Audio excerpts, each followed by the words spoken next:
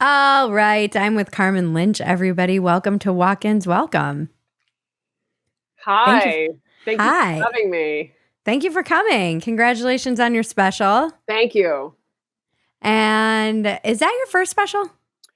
It's my first YouTube special. I have another special on Dry Bar, and then Okay. I have a Spanish comedy special on a Spanish streamer. Okay. So technically, yeah, it's like my real live first, my own YouTube special. But I have two comedy albums. So, back in the day when it was like more of an album thing. Yeah. So, How long have you been doing comedy? oh God, I mean, at least 20 years, I'd say. Yeah. Wow. Yeah. And how did you always want to do comedy, or I am always curious how anyone gets into this insane profession that we engage in. I know, not at all. I moved to New York to pursue acting, and I didn't really follow comedy. I didn't really know what it was, to be honest. Like, when I first saw my first comedy stand-up show in New York City, a friend of mine was like, "Do you wanna come?" And I was like, "This sounds like fun, but I don't know what it is." 'Cause I knew that, like, Seinfeld did it because I saw clips on Seinfeld. I knew Ray Romano and Roseanne were comics, but it just never felt like a career choice, you Totally. know? Yep. So, especially living in Virginia, I was like, "I don't know what that is, but I'll go." Yep. And I thought these people that went on stage, and I wish I remember who I'd seen, but I thought they were just, like, naturally funny. They just, like, walked on stage and just spoke and did no writing or did no Yep. work. I didn't know what it was. So when I found out that you had to write jokes, that's when I became interested because I like to write. So, Mm. yeah. And then, yeah, that is the gift, isn't it? Making it look like you're just thinking of it in that moment. That was my experience of it too. Was very much like I saw it was like being an astronaut. It just didn't seem accessible to me. It was No. cool that people did it, but it was like, I always say brilliant people like Robin Williams and like people who were not there. I don't know how old you are, but I know for me, there weren't too many female comedians at the time that had kind of made it mainstream. It was like Roseanne and Yeah, well, my favorites were always, like, older, like I Love Lucy and Carol yeah, Burnett, those reruns, even Janet and Chrissy on Three's Company, like, yeah, I just loved funny women, but they all seemed to be from, like, another generation. yes. Yeah. I grew up loving I Love Lucy too. But again, that seemed more like television and physical comedy and not stand up. There just wasn't that why am I just having a brain fart right now? The like famous female comedian that we was like the only one forever. Oh my God. Like I've, before Wanda Sykes or around that yeah, time? Oh, yeah. Joan Rivers. Joan Rivers, thank you. Yeah. I just feel like my brain does not always work. Yeah, Joan Rivers. She and Roseanne were the really two, and then there were some like Wanda Sykes, and yeah, it wasn't like there's so many more. Not to like use a word that has completely been destroyed, but there is a lot more representation. Yeah, and In the even when I started in New York, I feel like you could probably count the best 20 comics, female comics, you could now it's like there's so many. I feel like especially after COVID, like everyone moved to New York or LA or everyone got famous on TikTok. But I remember when I started, it was like Judy Gold. It was like you could count the ones that were like really good, yeah, you know? yeah. What's your process for writing your material? Are you somebody that kind of writes on stage? Is it a combination? Do you need structure? I definitely write both ways. Like I write in the morning. I try to have a morning routine. It doesn't always work, but I feel like it What is your definitely morning as a comedian? Is it like I 11? sadly, I'm not, sadly, I'm a morning person, but not by choice. Like the light, I see the light or I hear a cat outside and I'm a light sleeper. And I'm like, I guess that's it. I'm up.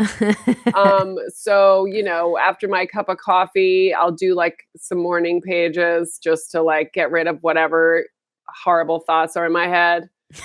And never 3 pages. I don't know who writes 3 pages of morning pages. I write like half a page and then I'm done. Uh-huh. And then I try to do 20 minutes of joke writing. Like I'll literally just pull out my comedy notebook and just open it to a random page and like work on that joke. I almost have to like turn it into a game. Let's see what we get this time. And then I'll open it and I'm like, oh, that one? And I'll do that for about 20 minutes. Well, that's the minimum. Sometimes I actually do it for like an hour. It's funny how hard it is to write, but then once you're writing, you're like, why don't I do this all the time? It's not that It's so hard. true, Carmen. It's so true. It's so not hard. Just do it. So now I'm just like, do it. Just do it in the morning. Yeah. And then I feel I don't know if it's an old Catholic thing, but if I don't do that, I feel so just crappy about myself. It's like this person's like, you shitty person. You're a comedian. You have a job at night and you have all day. Just fucking sit down and write for 15 minutes. And then my boyfriend's a writer. So he gets up and he just goes. And I'm like, what? How do you do that? And he's like, you just have to do it. I'm like, what about the dishes from last night? He ignores everything. And he's like, you got to do what you need to do first and then do the dishes. And I'm always the opposite. I'm like, I procrastinate. I'm like, let's clean the house and then like, let's have coffee together.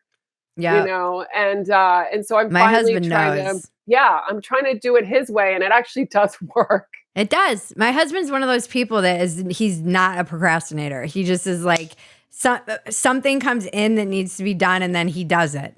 And I'm like, what is it? And I will he knows. He's like, oh, you're cleaning and organizing the pantry. Are you on deadline? I'm like, yes. Yes, exactly. I'll do laundry instead. I don't care. It's so bad. I'll wash my feet 5 times. Like I'm like, give me something I don't really have to do. So bad. Yeah. And then I too hate myself for it. It is, and I can make procrastination look productive. It's like I need to take an inventory of all of our spices so we're not double buying spices. That's important though. It's for our bank accounts. He's like, shut the fuck up, Bridget, get to work. But I mean, if you think about all the things you procrastinate with, they're all kind of important. They're just not the most important. Yeah. So you're like, I organized my pants today. And you're like, really? But no one's looking in your closet. His pants are already organized, though. That's the other thing. He's just an organized person. He like jokes that it's like living with a teenager because his side of the bed looks like he was in the military and my side of the bed has like books. And he's like, what is going on over there? We're the same. Oh my God, we're the same. His desk, we have both of our desks in like, it's like this nook near the living room. And his desk, literally, there's nothing on it.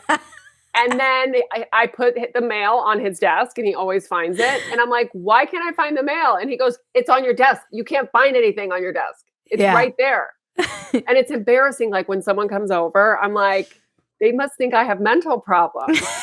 They must think I have a mess. If you saw my desktop, you would be, it's horrific. It is he's like, oh my God, Bridget, close some documents. Why do you have 20 documents? Oh my God. I'm going to have him take a picture of my desk and I'm going to send it to you because this is exactly what I'm like. Doesn't that mean we're just creative and we're just like busy? I mean, I don't know. I think back to when I too was, I think back to when I was a kid. And I would always start the school year with such grand ambitions of staying organized. I would get all the folders and I'd have my trapper keeper and I would be like, and then I was just like disheveled with shoving papers all into my bag. It was all in one. It never panned out. And I was like never the organized person that I wanted to be, even in like grade school and junior high. It's funny how that chaos is somehow comfortable. Like it's like I would be more stressed out if I had to clean my desk every day. But like I always find things. Like whenever my boyfriend yells at me, I'm like, yeah, but do I lose my keys? Do I lose my wallet? I always know where it is. Isn't that what matters? And what's funny is if I do get organized, I can't find anything. And I'll be like, this is your fault. Yes. You told me to get organized and clean up, and now I can't find anything. It's so true. But also when you clean up, you find things. And you're like, oh my God, I love this lipstick. And it's kind of like Christmas. Yeah, and then you realize how little anything matters. Yeah, no, it's not. He's like, you waste so much, and it's true because he's also organized like passwords and everything like that. And I'm always like, he's like, Bridget, just have it auto generated for you and save it. I was like, no, I don't trust that. He's like, oh, in this system where you have to like get a new password every time. My desktop is a mess. Like, he's like, that's why they have folders. I'm like, yeah, but Yeah. on the desktop, it's kind of like in the refrigerator. Like, I don't put stuff in drawers or I won't eat it because it's hidden. And Yeah. I need to put everything visibly in my refrigerator. It's the same thing with my desktop. Like, don't hide any files. I'm never gonna find them.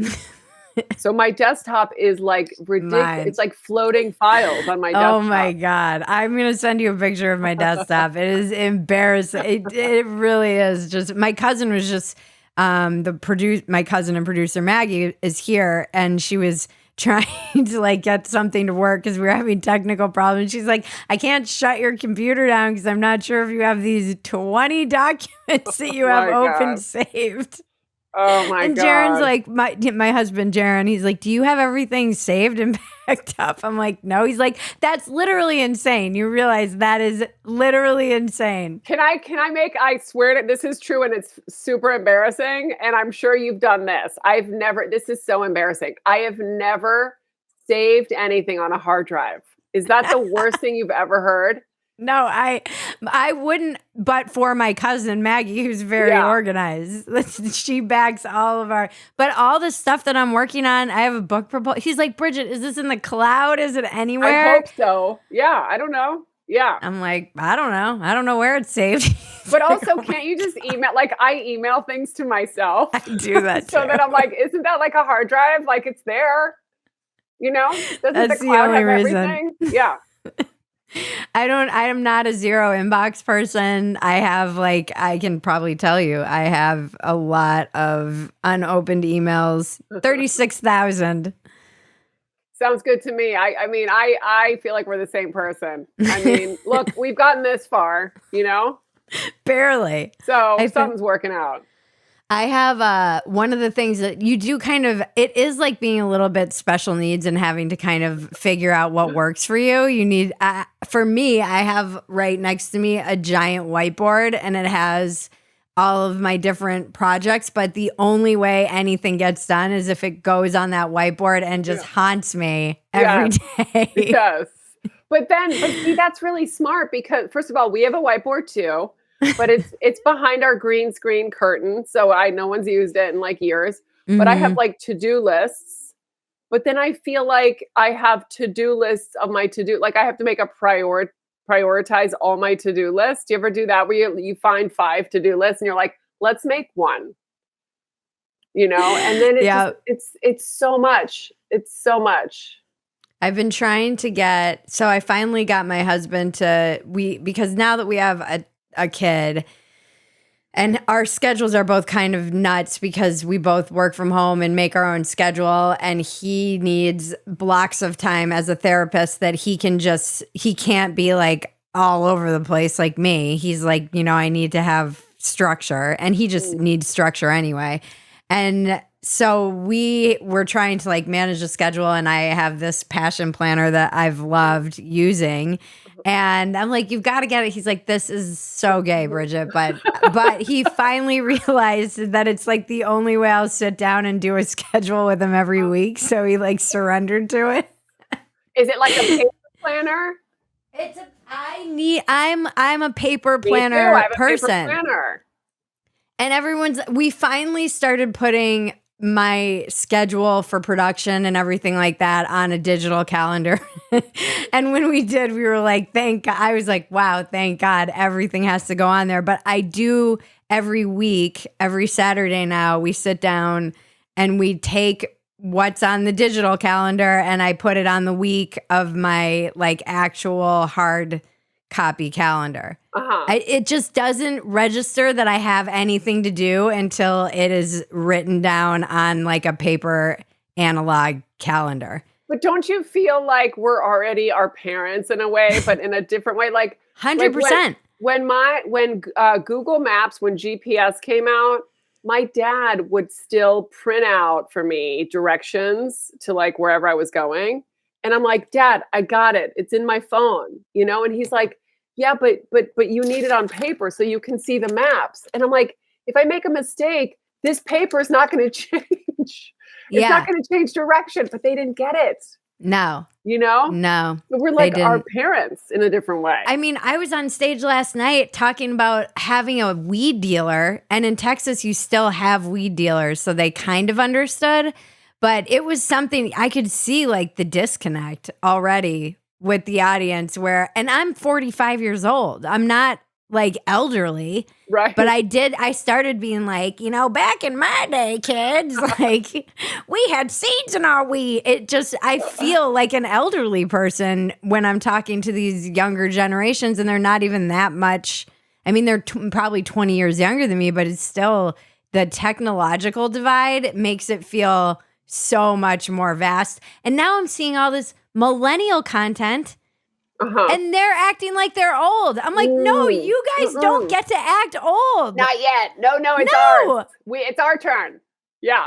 No. What the fuck? Gen X just gets skipped every which direction. We got skipped by the boomers. We're getting skipped by the millennials. They're acting like they're the only generation that remembers life before the internet. I'm like, excuse me, no. That's ours. That is ours. I'm very proud of having no internet for a while, and we get to keep that. That's ours. Yeah. It's just, but it also makes me feel very old. And then I'll be on like my Peloton because I'm super basic, and their references for music make me feel like I'm ancient. Oh yeah. She'll I be don't like, even know anybody. For anybody who's never heard Stevie Nicks, this is a band. I'm like, oh my God, how old am I?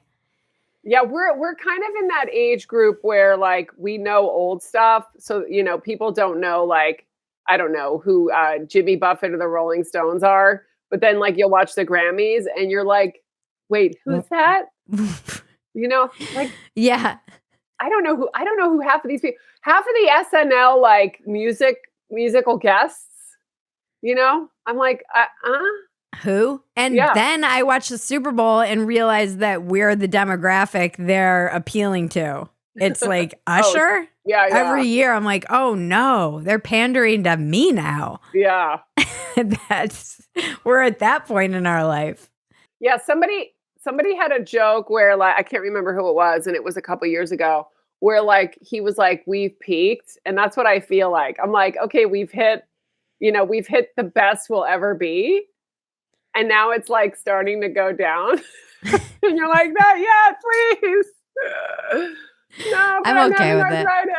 What? Maybe I think I'm okay with it. I'm not okay with the younger generations acting old. But I guess we probably did that too when we were 25, maybe. Well, my savior is actually one of the guests that you had, because I was looking through your all your guests, and I love Sam Harris. And that is such an incredible episode. Like, I keep rewinding to like re-listen to parts, and I still haven't gotten to the very end. Like, that's how good it is. Sam is great. People have really, everybody's gone like, it's weird how, I don't know. I think I grew up in a pretty dysfunctional home and learned how to separate the message from the messenger. So I don't have this, like, if somebody has some politics that I don't like, I can't listen to anything they say. I think he has a lot of really important wisdom, especially when it comes from the meditation. And he's just, I love his meditation app. I think he's very grounded in reality for the most part, but he's become like this. Well, he was always kind of a polarizing figure, I guess. But his, even his moments, I don't know if you get those things that just pop up on your phone throughout the day. All day. Like, I get those and I love those. Sometimes I find his meditation, I'm just too stupid, like, to really understand. Way too stupid. He's like, your eyes aren't where your eyes seeing from, or your eyes are like, I'm like, my eyes head, and I know I'm not supposed to say that. No, dude, I cannot handle the like no head meditations. Yes, they fuck me up. I'm like, what are you talking about? I can't. I know what it is. Look at where you're looking. That's the Look one I at don't where get. you're looking. Look at where you're looking. And I'm like, I'm looking with my eyes. I don't get it. I feel stupid.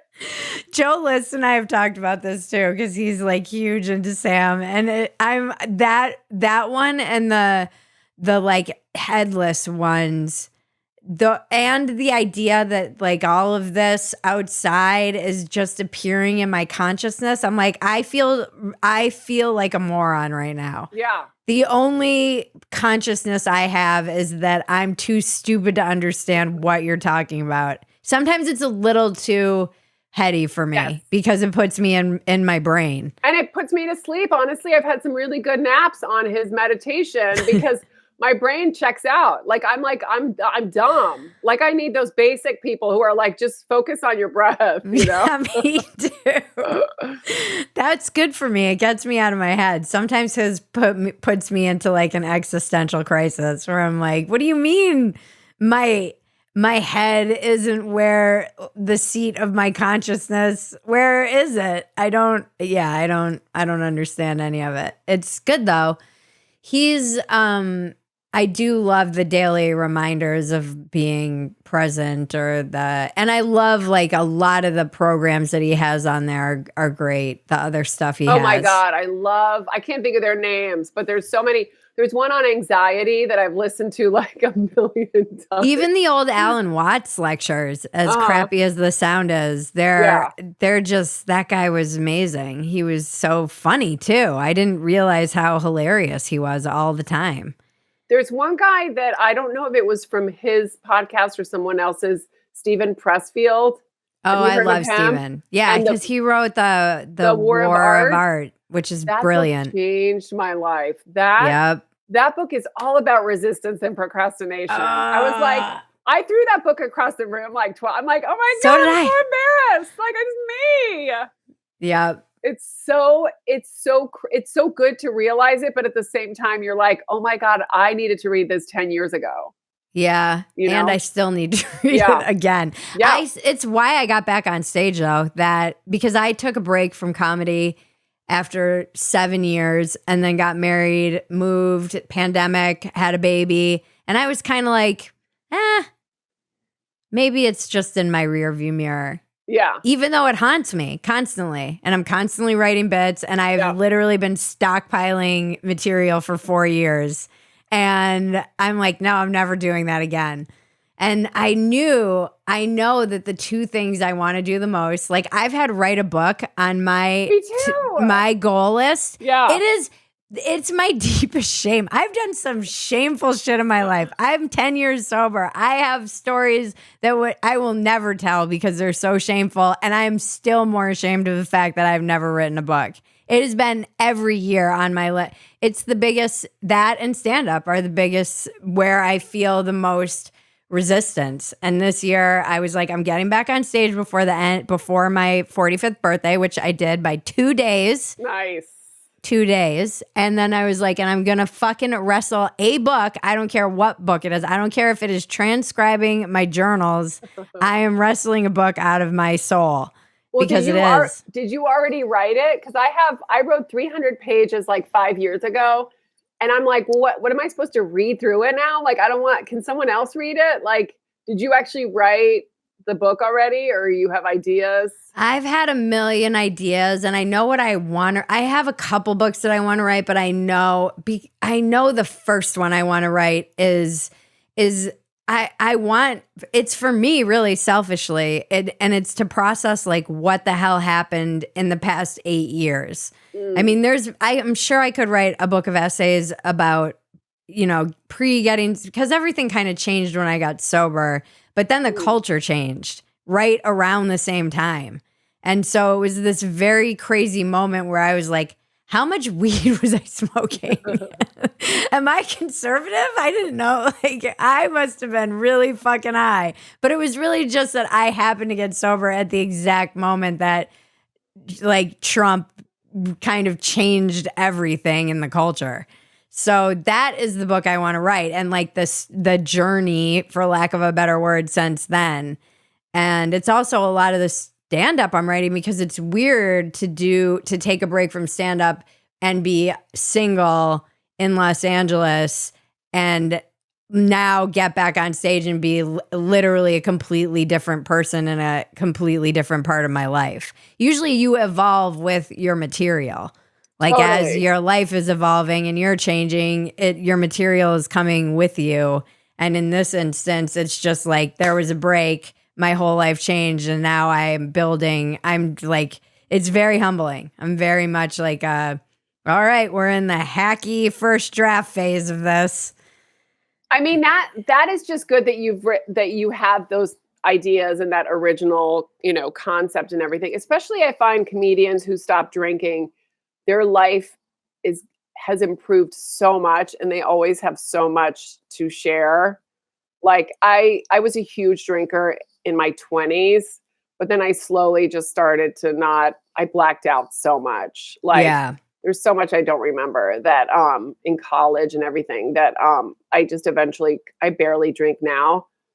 Um but um but there's so much discovery there after drinking so much and then stopping. I feel like so many comics have that story. And it's so different now because like, I mean, it's not comedy like in the 80s where everybody was No. doing coke and stuff. Like you walk into the cellar now, like no one's drinking. No one's really wasted. Like It's no so one's weird. like sometimes I want a glass of wine and I feel weird. I'm like, can I drink? Because no one's drinking. Like I feel like an alcoholic. Oh, you're fine. I was in the green room at Creek and Cave, the Creek Yeah. and the Cave, and Ty Rivera was coming through with drink tickets for everyone, and everyone declined. I was like, "This, no one." Someone's like, "Oh, I don't drink," and someone else like, "I don't. I no thank." No one in the green room was drinking. It was so bizarre because even when I started comedy in 2010, like my first experience of comedy or 2009 or 10, it was in the green room at the Comedy Store.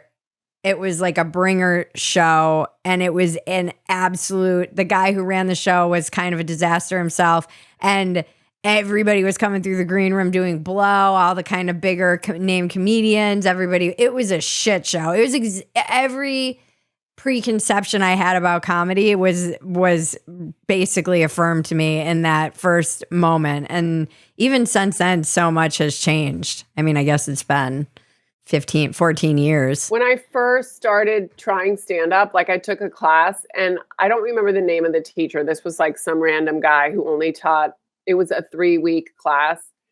And he would show us pictures of himself on heroin. Oh, God. And he was like, this, it's like this was the photo. He was like, this is me when I did comedy. Don't do this. And I was so afraid like that you just started comedy and became like an addict. He really scared me. And I was like, oh my God, I promise I'll never do heroin. Like He's it was like, the weirdest class ever. Scaring people out of comedy. Yeah. Scared straight. This guy is just scaring you out of ever doing stand-up. I mean, it's not the worst thing to do, I guess, in the early days. It's like converting to Judaism. You're like, no, I really want this. I was like, what have I gotten myself into? Yeah, that's wild. It is. It has been. But wait, if you have 300 pages of a book written, why don't you try and find a agent or a? Because I honestly don't know what the next step is. Like, what's it should about? I read it? It's about like growing up in Spain. I wore a back brace in school because I had scoliosis. Like all my like shame.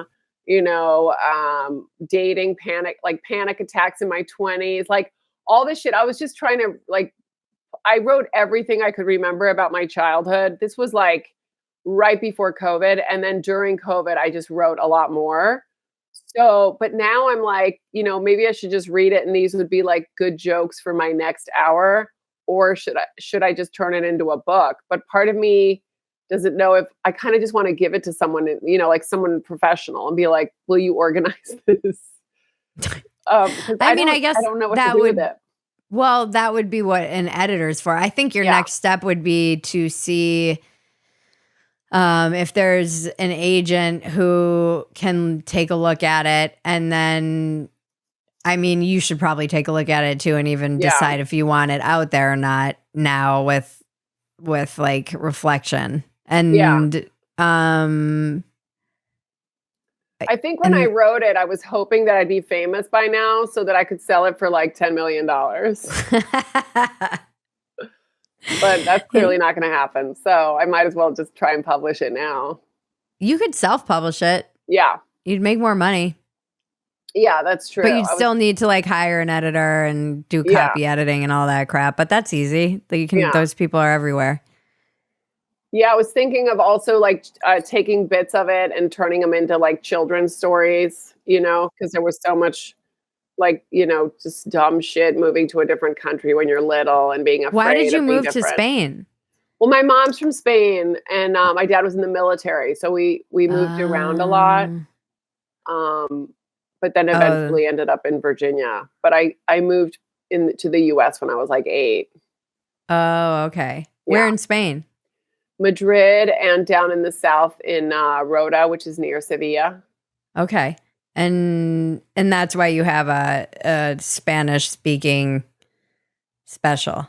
Yeah, I did that in Barcelona. Now my family lives in Barcelona. So I did the English one at the Cellar in June, and then I flew to Spain and I did it in Spanish in Barcelona. So yeah, it was what is the comedy scene like over there?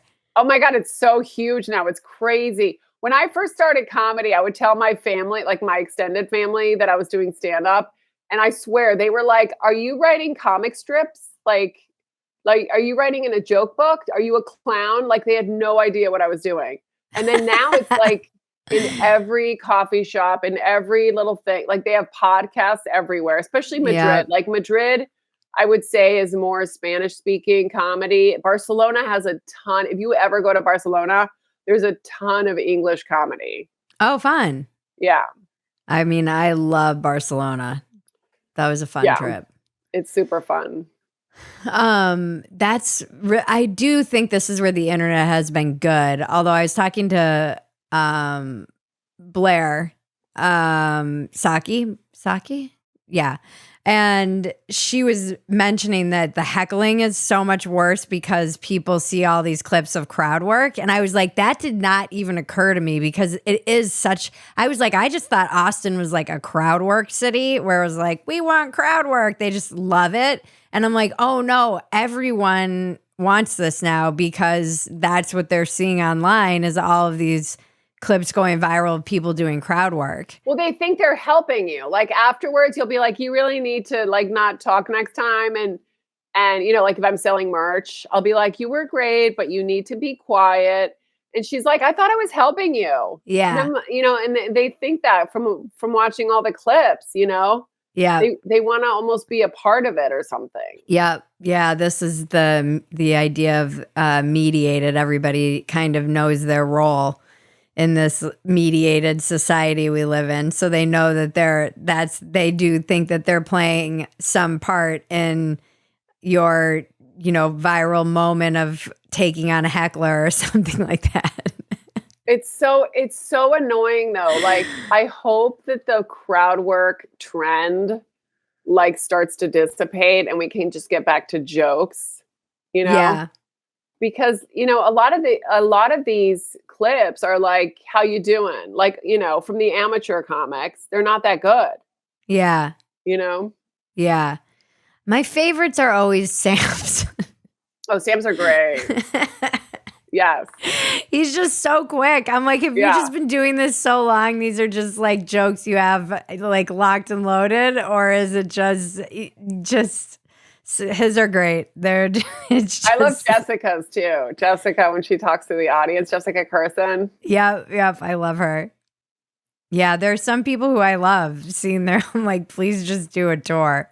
Tim Dillon's cracked me up. Yeah, he's like, again, like, how do you get that out so fast? I don't know. Like, did you take a class? Like, were you always like this? It's not fair. Yeah, it's definitely a muscle. I judged roast battle the other night, and I've written on roast, but I'm not. It goes against everything in me to be mean. Yeah. I really have to work against every cell in my body wants to censor any mean. And again, I don't know if it's like the Catholic schoolgirl. I have such a I don't know, maybe because I was helping on a roast right after I had my daughter, and I was still it was pretty postpartum. I think probably within the first 6 months, and I was like, I am too raw to be writing. I just felt so sad for everyone. I'm Yeah. like, I don't think I should be feeling pity for all these people. Like, these stories are so sad. It's so weird when you have a baby because you start looking at every human like, oh, you all started. Like, I'd see a homeless person on the ground and be like, they were a baby. Everyone's a baby. Oh, that's nice. That's It how I is, felt but when I did ayahuasca. Like, all of my empathy just came forward, and now I just see anyone, even somebody like tripping, and I don't laugh. I'm like, "Oh, you're a human who tripped." Like, that's so mm, sad, you know?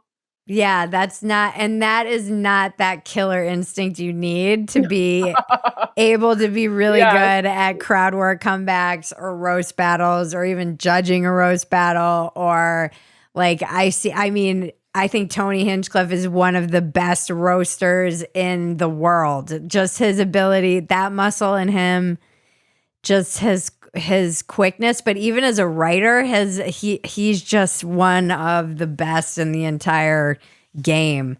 And I don't have that killer instinct in me. It's not something, or I do, but it's been so Right. suppressed. But you're in Austin now, right? You're not in Yeah. LA? Okay. No, I left LA. We were dying to get out of there. I'm so glad I'm out. Is it really that bad? I haven't been there since before COVID. I think it becomes a lot more. Well, we were already wanting to leave pre-COVID. I was wanting to leave pre-COVID, and then during COVID, we wanted to leave, but my husband was getting his license. He was getting his hours to get licensed, and he was like a third of the way into the process. And if we moved, we would have had to start all over again. Yeah. And 1,000 hours is not nothing. So out of 3,000 that you need. So we decided to stay, and then I got pregnant and so, like, out of the blue. And then we really were like, then it became wrestling because our families are there, his family's there, and we're like, oh God, are we horrible? But it became a lot easier to make the decision to just seeing, I'm like, I don't want to live like this. I don't want to have to take her on a walk and be scanning 360 degrees the whole time because every time you go on a walk in our neighborhood, you're dodging somebody who looks like they might shank you. I don't want to live like this anymore. That's so in so many places now. Like, even New York has changed. Like, they've found someone taking a shit in a trash can. Did you see that in the middle of the street? Like, he just hopped up on a trash can and took a shit. And That I'm was like every day in LA though. That was oh my constant. God, really? Yeah, that was a regular occurrence in Yeah. Los Angeles. It was not, it was really, it deteriorated a lot. And people can try and be like, oh no, it's fine. Things do change when you have a kid, I think. You're definitely like looking out for their safety. And also, I don't want, Austin has a lot of the same problems, but we're in a burb outside of Austin. And New York, I was born in New York in 1978. My parents had my brother, and then they were like, we're out of here because New York was hard. And as my friend last night was saying, who's from New York, she's like, it's hot right now. It's hot again. It used to be hot then. It was kind of the post-crack time. And my parents looked around and were like, nope, we're not doing this. It's too expensive. We're paying too much money to be afraid all the time. And I think things got better. And then now they're in, and LA's been through these cycles too. I think our cities just go through these cycles sometimes. LA in the 90s was pretty, like, there were riots and it was nuts. Yeah. Yeah. And New York's had their moments too. But Yeah. Austin seems like, I think that's like such a good choice for if you have to pick another city instead of LA. I think Austin, it's just so fun, We looked at a bunch of different cities. I thought about, North Carolina. We looked at Nashville. We went there, and my family's on the East Coast. And so we we're like, if we move to the East Coast now, we run into the same problem that I have with my family, which is that now your family is on the other side of the country. And there's something really nice about it's nice being like 3 hours away from everything. That's actually an amazing part of being in Central Texas that I kind of underestimated, how easy it is to get really anywhere from Anywhere, here. yeah. As a touring comic, I've heard you can kind of, double or triple your ability to tour around the country just because of the ease with which you can get all over America in particular. That was one of the reasons. The other reasons is that I was like, I can't retire yet. I need there to be industry. And so many people from New York and it has become a destination, and there's so many people in the podcasting industry, and a lot of my friends from everywhere are moving here. So I knew that I could still work and get kind of a halo effect from a lot of the other people who were gathering here. There's a real community of I love the comedy scene here. The more that awesome. I love it. It is so I don't know, it's just different. I come from the Los Angeles comedy scene, which was just like vicious to me.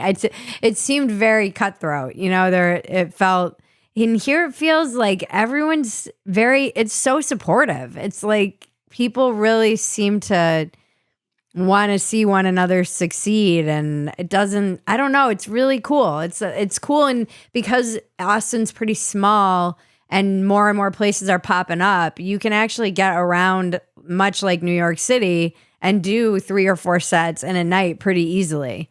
It's not like LA where you're driving, an hour. Yeah, it's nuts. And then you're parking, and then you make it to the show. I remember one time when I was going to LA, but I wasn't really that familiar with it. And I was like, can I do your show again? Because I'm here for 2 weeks. And they're like, well, you can do it in 6 months. It's a monthly show. And I was like, every show, it felt like a monthly show. Yeah, and I was like, But the thing about LA too is like you would go like to the gym and everyone was auditioning for the same pilot, or your Uber driver was an actor. Like it was just in your face all the time. And I don't feel like Austin is probably like that.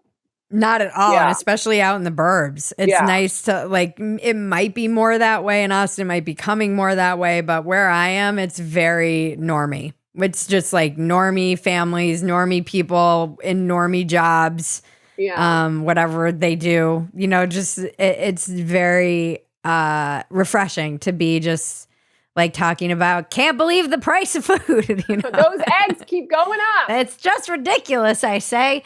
And I never would have guessed, but it is, there's sometimes where I don't miss LA at all, really. I miss the people. I miss my family. I miss the ocean. Although I didn't really get to spend that much time there because I didn't feel so much of my feelings of safety inhibited things that I was doing even at the end there. And so, yeah, I think ultimately it's really cool. Like people come through all the time now. It's just like my friends are constantly coming through. It's awesome. And there is a vibe of building and excitement, but there's action. I mean, where I live, the growth in this city is actually insane. Driving around it, I'm like, holy crap, the development everywhere is nuts. And not to mention just in the city where you see all the cranes. And it didn't feel that way to me in LA. It felt very much like a city that was, like you said, it had peaked and was kind of on the decline. It felt very like a city on hospice or something like that. And this you just feel the expansion and energy here is very different. Well, it's good that you're already there because it feels like one of those cities that like, if you don't get in soon, it's just going to get too expensive, like I would love to go now, but there's too much here that I still like. And my boyfriend has a son, and he goes to school here and everything. So, and he's got family in New York too. And we're all kind of East Coasters, but it feels like one of those things that like, if you don't go at a certain time, Austin's going to be like, we're full. Bye. No, I mean, people were saying that to us when we came here a year ago. And they were like, "Oh, you should have come here 10." Austin's one of those cities like, yeah, if you'd come here 10 years ago, 20 years ago, yeah, it was amazing 20 years ago. It was amazing 10 years ago. You could have got in and probably had you sold, flipped your house for a lot more. We couldn't really afford, I'm kind of like the poor person amongst all of our friend group. And we couldn't afford to like live in Westlake where most of the people who are wealthy would come and live, the richer area of Austin. There's a lot of money here now with tech. And I'm actually, so we're more out in like a working class suburb, and I really like it. It's not,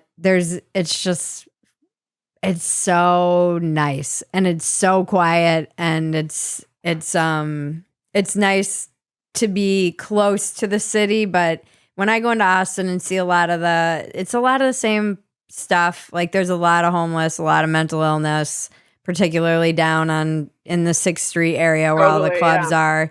It's I'm like, yeah, I'm glad I don't live here. Now, are there like shows every single night? Like you can get up all the time? Yeah. Yep. I mean, it's good. And I think it's just going to get better. It seems like, and it's such a good place to raise a family. Everyone I know who has kids who moved here, they're so happy with how their kids are being educated. And there's a lot of people who are doing like hybrid homeschooling, and Texas doesn't have very many regulations for things like that. So you can really kind of choose your own adventure when it comes to how you want to raise your kid. And it does seem like there's real camaraderie. I don't know. It just feels just Texas camaraderie. There's something. It took me a minute to adjust to, but the longer I'm here, the more I love it. That's good. Do you think there's going to be like a comedy like bubble burst? Because it feels like it just keeps growing everywhere. Like I wonder. Comedy, yeah. I feel like we need it. Like as somebody who's been caught in the crossfire of the culture wars for the past, I was just saying this I do like a workout with some of my subscriber ladies every day that I can, but we put it on every day. And there's like a group of women that I've got to know pretty well, and we were talking about things, and I was like, I was looking at the culture this morning just on Twitter. I'm like, it's actually getting crazier, and the only way to cope for me is comedy. And I think a lot. I was watching your special last night. I was watching like Shane's the other night, the first one he did, and I'm like, it's so necessary right now. People need to laugh, and they need to be reminded of joy. Everybody is too attached. Their identity is just too wrapped up in the culture war. It is this like, somebody wrote this really brilliant essay on Substack, and it's like how to know you're in a binary crisis. And it is one of those things when everything fractures and everything becomes political. And he was talking about how there's a reason it's always two teams in sports, and there's always this kind of binary fight that occurs, and we are in that crisis. And I think I'm glad to see the expansion of comedy everywhere, because it is an antidote to not being butthurt and taking yourself so fucking seriously. Yeah. It's crazy. Like I remember during COVID, I don't know whose special came out on Netflix. Maybe it was Taylor Tomlinson. Someone's came out during COVID, and I can't remember who was interviewing, whatever. And it was like they were concerned that like it wasn't going to do well, and it did the opposite, because it did so well because everyone just needed to laugh, and everyone was home, and it was like the perfect storm of like, another. And I mean, I look at COVID and it's like, if I could do it over, I would do things so differently. What would you do differently? I mean, I rested a lot and I did a lot of domestic stuff. Like I cooked a lot. It was fun. Like it was fun to stay home and feel like I got to hang out with my boyfriend and cook and do stuff. But I also worked, like I also wrote and I did outdoor. There were a lot of outdoor shows. But I Yeah. feel like in terms of routine, I was just kind of all over the place, you Yeah. know? And But what, I mean, is this like something you would do differently compared to other people or just in your own in sense? my own thing, like, but I also feel like I'm always kind of being hard on myself. Like the fact that I did this special because this last one, Queef Week, because I read The War of Art and I seriously was so angry. Like, I'm like, this is me. I resist everything I do is resistance. And I'm like, I'm gonna sign up. I'm gonna call the seller right now. I'm just gonna pick a date and I'm just gonna do it. And because I was so that book really affected me. And I feel like I could have done like 3 specials by now. You know what I mean? Because Right. it just I always thought everything had to be like, okay, I'm ready. And I really think now it's like you're never super ready. You just have to be like 75% ready. It's like, you Right. know how they say when people have a baby, they're like, well, things are crazy right now. They're never gonna be normal. Just fucking have your baby, you know? Right. And it's like it's that kind of mentality of like just having a routine. And I think it's helped me a lot in the last year to have some kind of routine, but I could have done that a long time ago and Yeah. gotten I further. mean, Yeah. I totally identify with this feeling. I struggle with it because I think particularly when you get sober, one of the reasons people become so aggressively productive is because of all the time they realize they pissed away on drugs or drinking or at a bar or whatever. Like for me, decades of my life.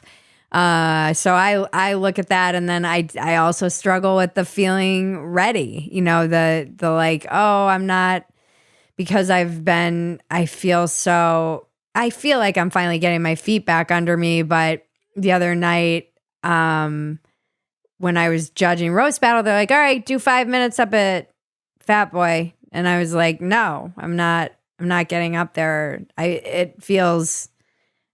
was like, I'm not ready. And Uh-huh. I probably could have fucking got up and done 5 Yeah. minutes. Like Yeah. looking back, I'm like, maybe I just should have. But Yeah. in my head, I'm like, no, because no,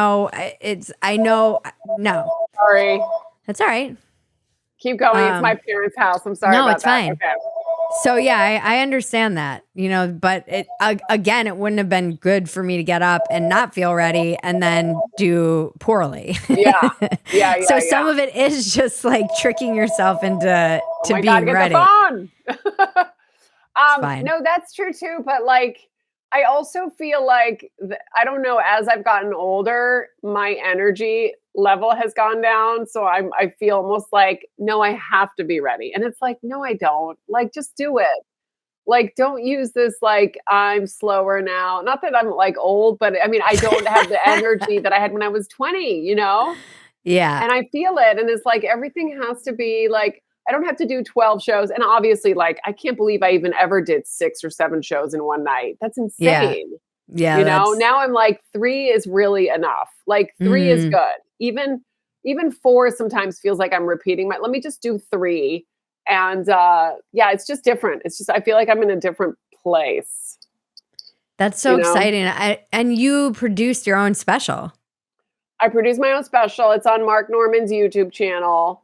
I love And Mark. and then the thing that's good though about waiting after 20 years to do like a YouTube special is like I already have another hour. I just need to work it, because it's like you have so much material by the time you make a special and you can't put it all in there. So, if someone was like, you have to do it again in 9 months, and just work, I'd be like, fine, sign me up. Congratulations. I mean, Mm, it's so thank you.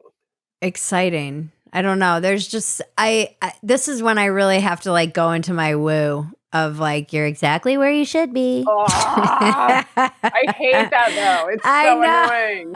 I mean, hence why I said it in the sing I song voice, but know. I I've got hate to that. I'm always a late bloomer.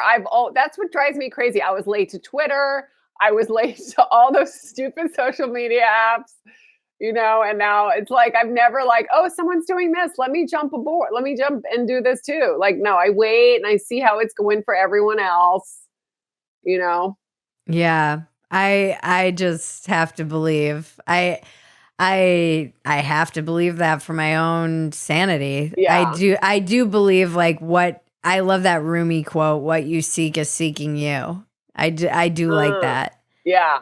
I'll try. I don't know. It's all these fucking bullshit things that I tell myself so that I don't slip into. It's hard to be, this is what I'm glad. I'm glad my husband's a therapist because he's You have free therapy all the time, right? He's really good about not therapizing me, but he's also a therapist because he's a very grounded. He's so well adjusted. It's actually crazy. But he's like, Bridget, you are in an industry where you like be in the media.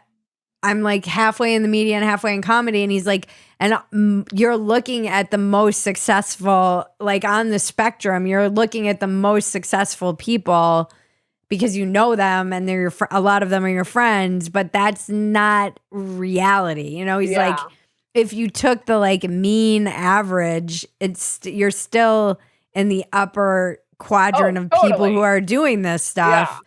But he's like, you're comparing yourself to like who? Like Rogan? Like you can't. We're all comparing ourselves to Rogan. Like we have a really big problem. No, but even Sam Harris had one of his clips I remember was like, how many people would love to be in your position right now? Right. And it's like, oh yeah, but still, I still want more, or that's nice of them that they want that, but come on. You're like, and if they would want more too. Totally. Yeah, it's that human nature thing where you just always want more. You have to reach a point where you're like, okay, I'm fine. Yeah, this is what my actual therapist says to me all the time. That's like our constant mission is working on what's enough. What is enough? She is Dutch, so she's very rational about things, and she's constantly talking about creating this mindset of it being enough. And I'm like, yeah, but like evolutionarily, there is the desire to, if we didn't have that desire for more, we'd still be like, sweet fire in the caves, it would be like, that would have been enough. Yeah. There's always that striving is part of being human. I don't know how to balance those things. I'm not good at it. I'm not either. That's why there are drugs. Which I've been, I'm telling you, I was listening to your Sam Harris one and I was like, now I want to do MDMA. Have you done it? I did a lot of that. Oh, in my past, tons of it, but not like responsibly. Yeah. It was like, keep adding it to my drink or whatever. I was like, it was called, I think it was called, it was like Molly, but then it was just called ecstasy, like back in my, it was E. Yeah, it was called, when I was first running around with it.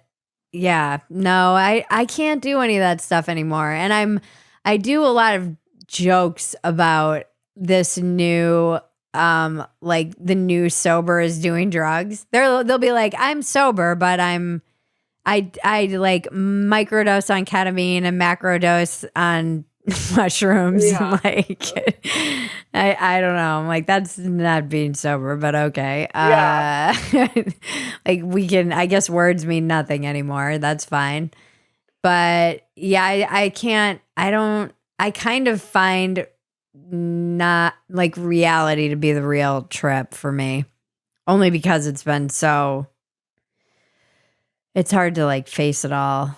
But yeah, I don't know. It really is. Yeah, like microdosing on something, I'm just gonna have to. Yeah, I don't know. But I think microdosing on that stuff is it. I actually do understand the medicinal benefits and kind of psycho. I think that. Sometimes I think I do need to like do ayahuasca, and I'm like, what is this feeling of just not being enough or whatever? Just like root out that. Sometimes I think it's usually hormonal, this deep-seated insecurity, and does not serve me. It's just insecurity. Oh no. And I feel like if you have insecurity, and I'm speaking for myself, but like this like deep rooted insecurity as a child and it stays with you, it doesn't go anywhere. And Ugh, I feel it's like a like demon in my it, belly. exactly. And but there are so many of these drugs that I feel like I just thought they were just like for fun. I didn't know they were medicinal. And you know, when you start learning that they're medicinal, I'm like, why didn't I do this 20 years ago? Like I just never knew that they could help you so much. I don't think they really knew, though. A lot of the stuff is really science from the past 10 years. I mean, Sam Harris was doing psychedelics. That's always been known, you know, since like Alan Watts and all these guys. They were always experimenting with psychedelics and Right. breaking on through to the other side, whatever. I'm just quoting Nice lyric. Jim Yeah. Morrison now.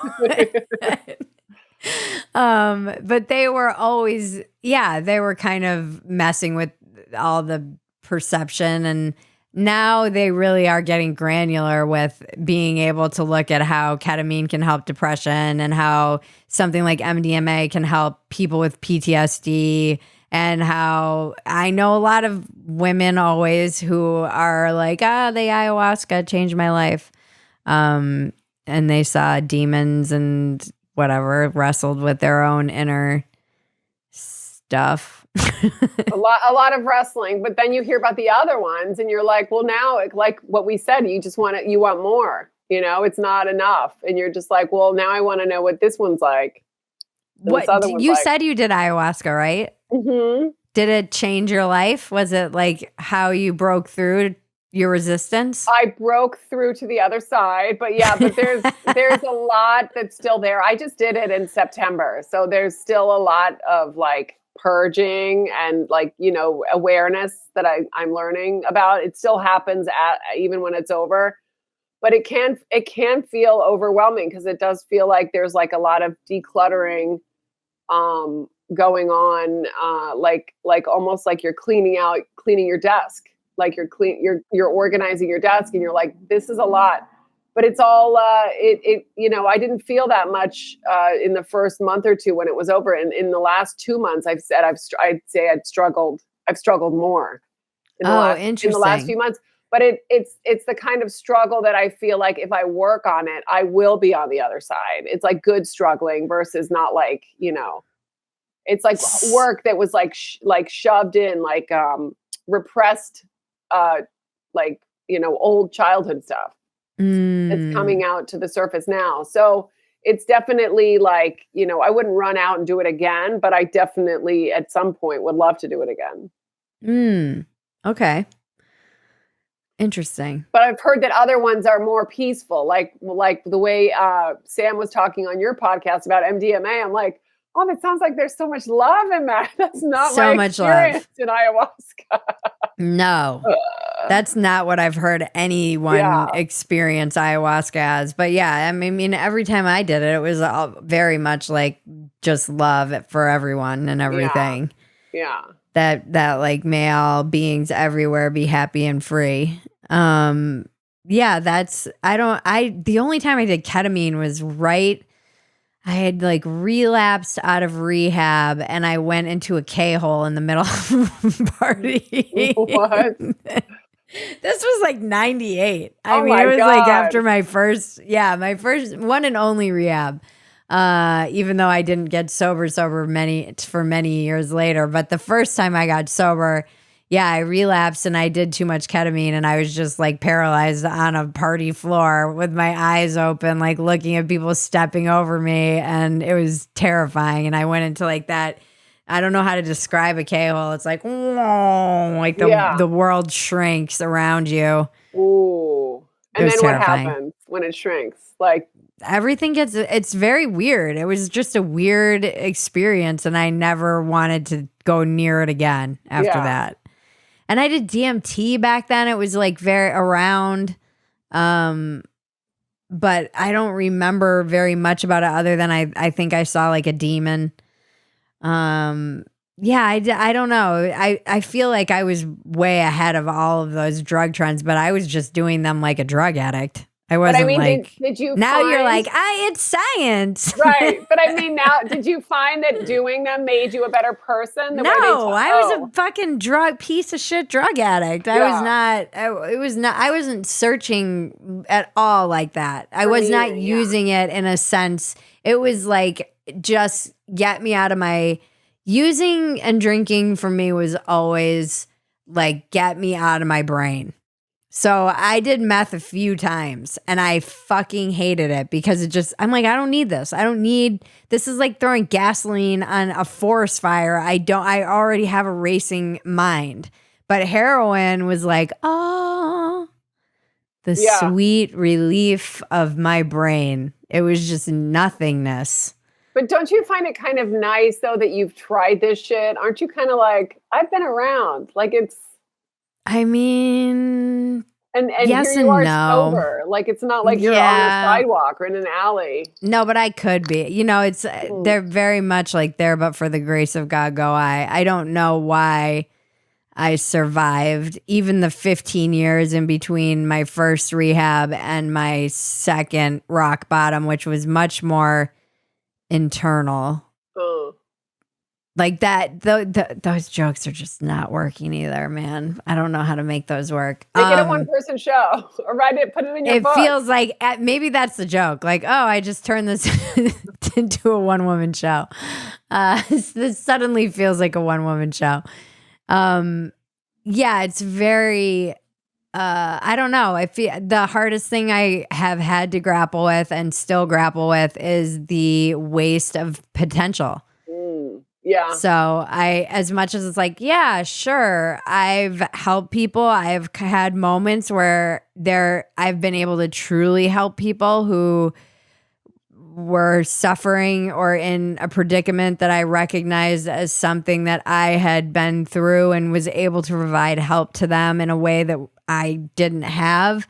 And I can say all of those, like they say it in the program, it's like you'll see that no matter how far down the scale you've gone, you can basically help someone else with, but that, that's sometimes like a small prize, I think. It comes back to like, you are exactly where you should be. I know. It's, God. And it's like, yeah, but I also was like a straight A student who had ambitions to go to an Ivy League school and squandered all of that potential and then went off the rails for like 2 decades. And am lucky I'm alive and here I am. And sure, the timing wouldn't have worked out. I wouldn't probably have met my husband. We met in recovery. I have an amazing daughter. So I can sit here and look and say, I am exactly where I should be. I am grateful, but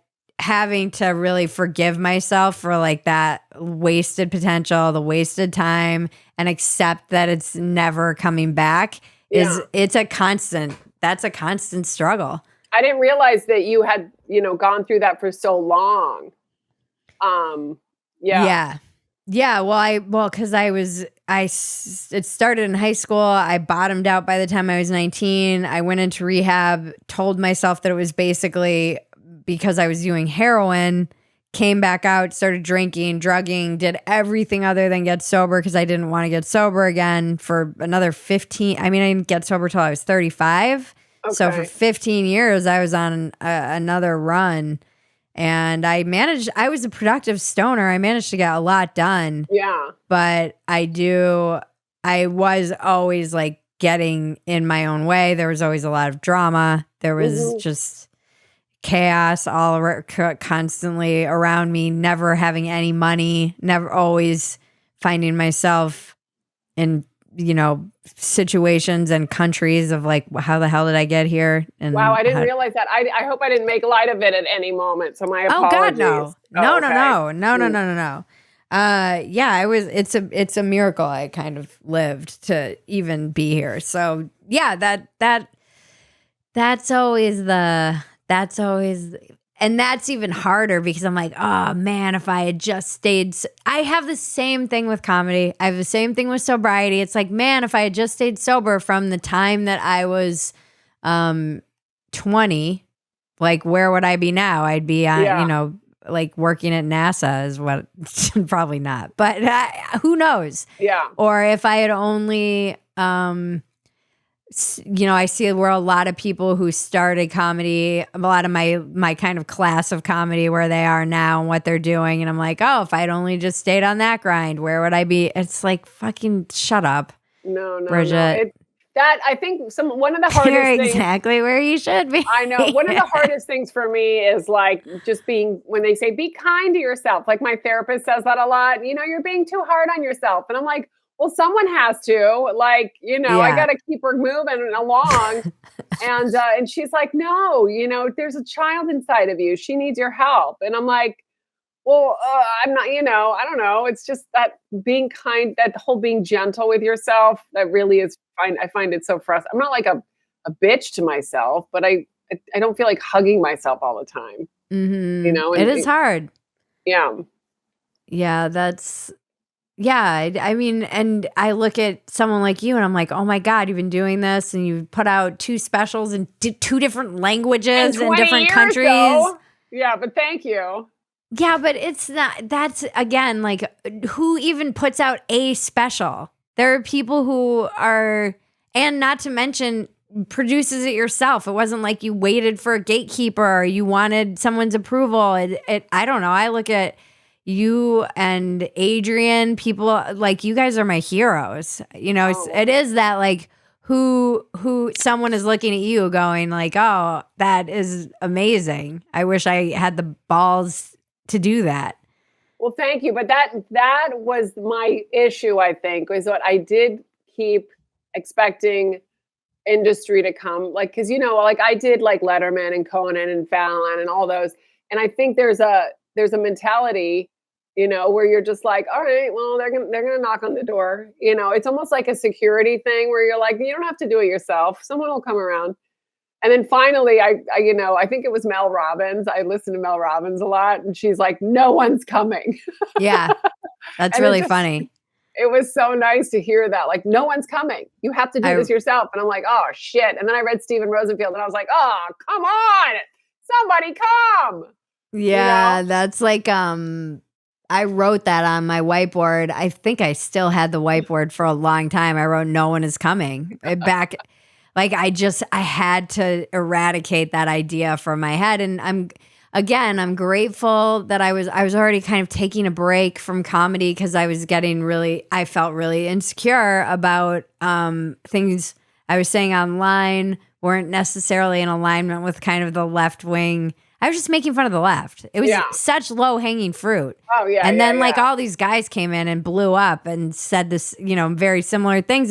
But I was just so insecure. Kind of, I took myself out of the mix, and my online audience was growing. So I was like, I'll just focus on that. That's where, I was getting paid to write, and I'm like, but I still look back and I'm like, that was really.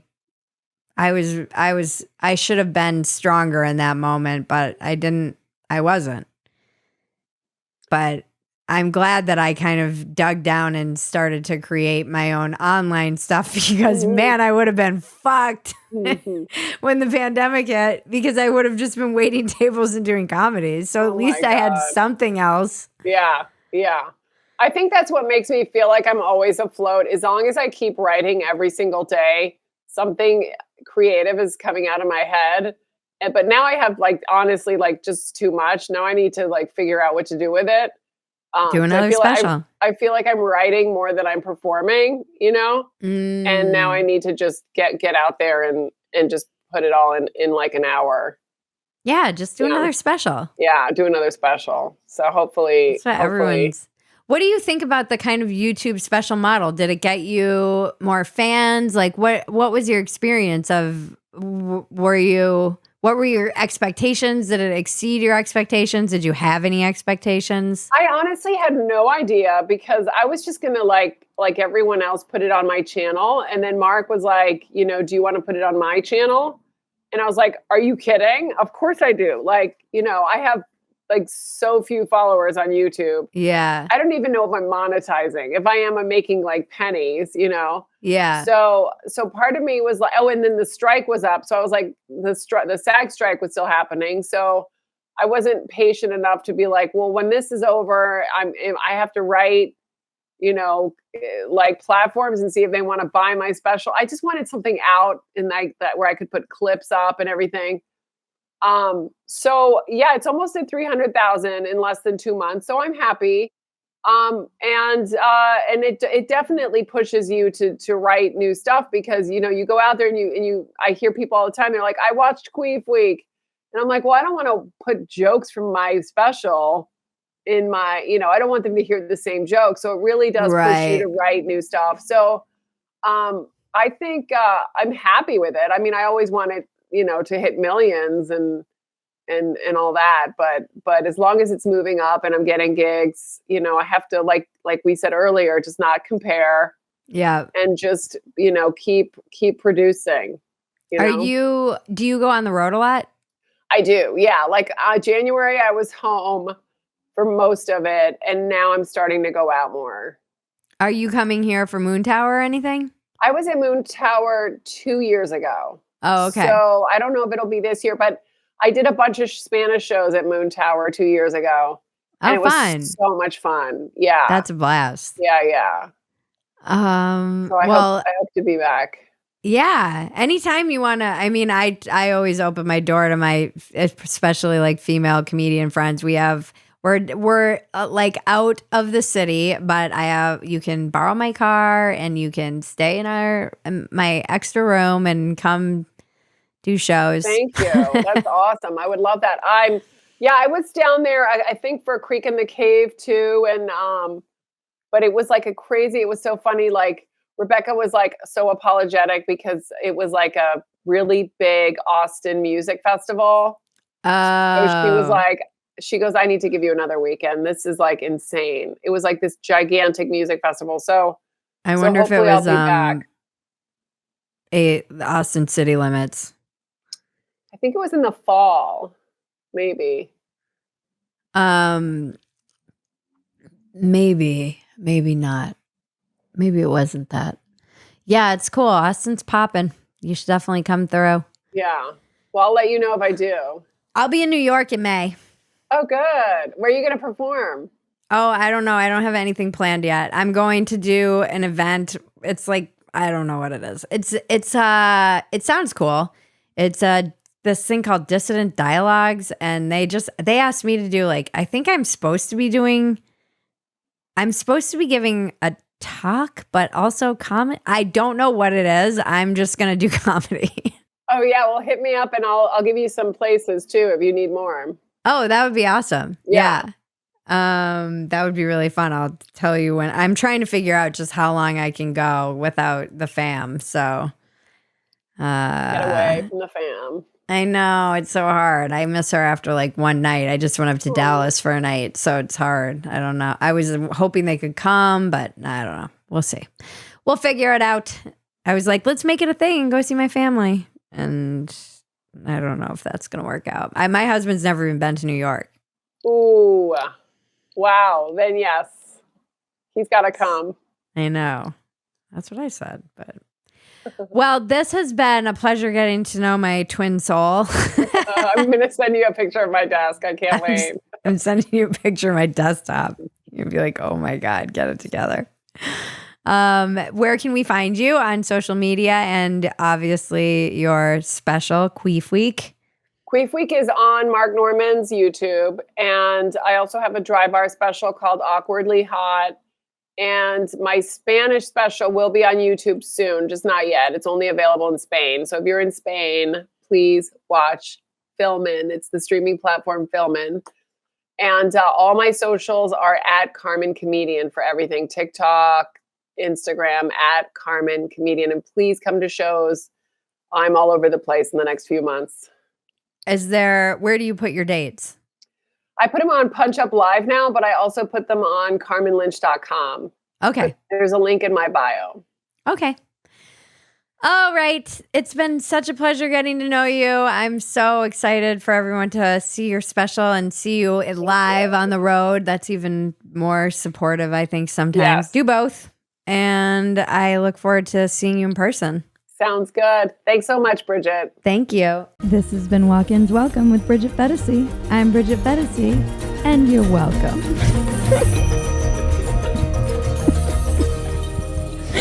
It's the dumbest line.